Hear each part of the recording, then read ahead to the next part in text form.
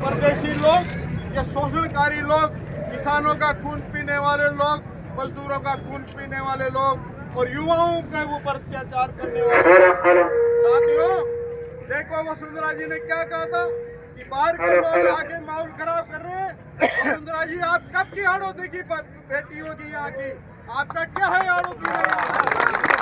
नरेश भैया के लिए आप कह रहे हो बाहर, ये नरेश इसी धरती का बेटा है, इसी का लाल है इस धरती का। आप कब से यहाँ होंगे? और नरेश भैया के लिए कहते थे कि ये वसुंधरा के खिलाफ कोई कुछ नहीं बोल रहा, लेकिन नरेश भाई कभी किसी के सामने नहीं झुकता।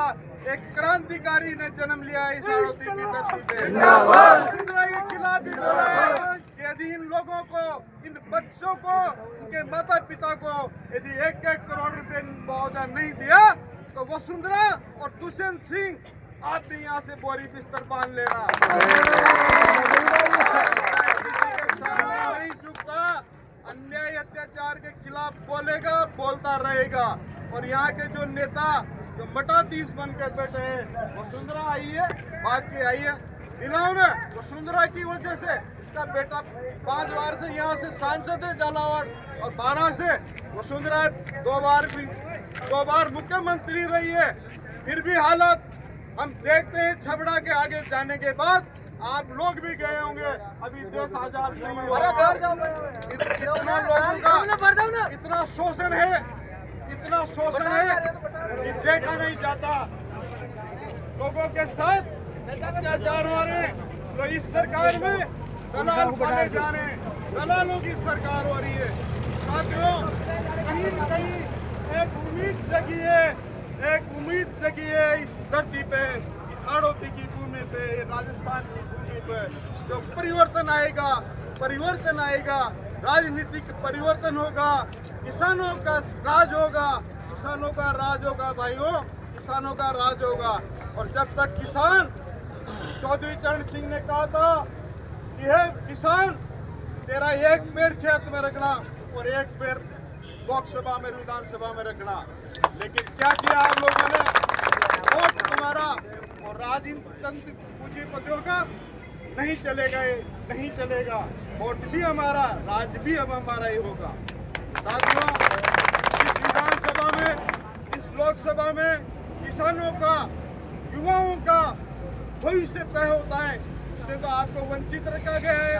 और दलाल पाले जा रहे, दलाल घूम रहे चारों तरफ। और इस आंदोलन में, इस जनक्रांति यात्रा में जो भी लोग शामिल हो रहे हैं, उनको पर्सनली टच किया जा रहा है कि आप नरेश भैया के साथ लगे हुए इस जनक्रांति में। और लोग कह रहे हैं चाहे जितना में कर लो, जितना में डराना कर लो, लेकिन ये जनता सड़कों पे आ चुकी है, सड़कों पे आ चुकी है। अब परिवर्तन होते रहेगा, गांव का राज आगे रहेगा, किसान का राज आगे रहेगा। साथियों, ये पुलिस प्रशासन आज नरेश को अंदर जेल में डाल रही है, यही पुलिस प्रशासन एक दिन एस्कॉर्ट के रूप में आगे चलेगी। एस्कॉर्ट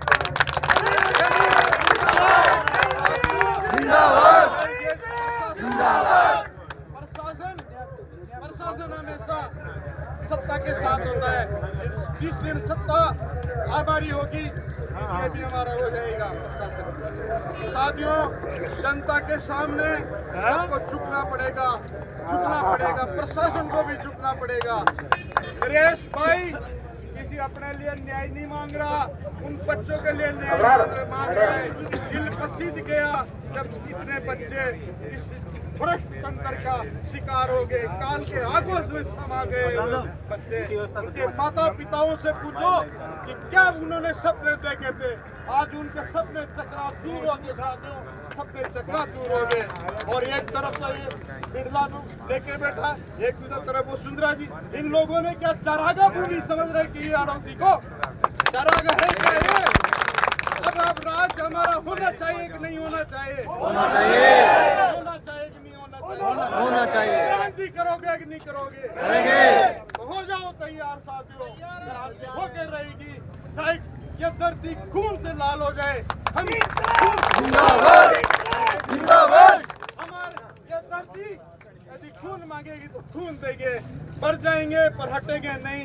किसान के पेटों का राज लाके रहेंगे, राज लाके रहेंगे, राज लाके रहेंगे।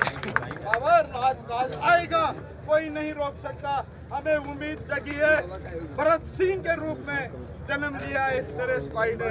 इसलिए पूरे जो वंचित जो राजनीति रूप से वंचित लोग हैं, उन लोगों को उम्मीद जगी है कि अब हमारा भी राज लाएगा, ये गरीबों का भी राज आएगा, किसानों का भी राज आएगा।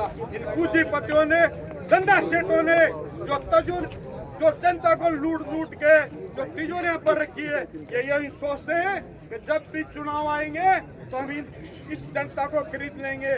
लेकिन ये जनता एक दिन तुम कितनी भी तिजोरियां पर लो, जिस दिन इस जनता का राज आएगा उस दिन इस तिजोरियों पे भी इस जनता का कब्जा हो जाएगा। हमारे खत बदल देंगे, हमारे ताज बदल देंगे। साथियों, कोई घबराने की जरूरत नहीं।